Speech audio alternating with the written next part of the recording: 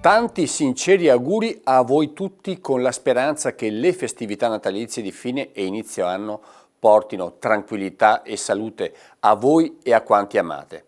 Spero che il nuovo anno porti con sé la pace necessaria per costruire un domani migliori.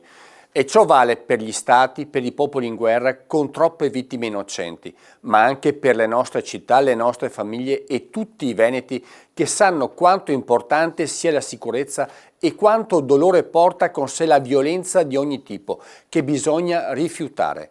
Pace dunque nel mondo, ma anche nelle nostre case, nei luoghi di lavoro, nelle nostre città. Il futuro è incerto, le nuove tecnologie stanno acquisendo un ruolo sempre più importante, in alcuni casi invadente nelle nostre vite. Difendiamo la nostra intimità, difendiamo i nostri figli, difendiamo i più giovani, ma non dimentichiamoci mai i nostri anziani che hanno costruito con grande fatica quel benessere in cui viviamo. Siamo tutti in debito con loro. Mi auguro anche che queste feste vi facciano perdere tutto quello che angustia, aprendo la strada a un futuro migliore per voi, per le vostre famiglie, per chi amate, per le nostre città e per il nostro Veneto. A tutti un buon Natale e un felice anno nuovo.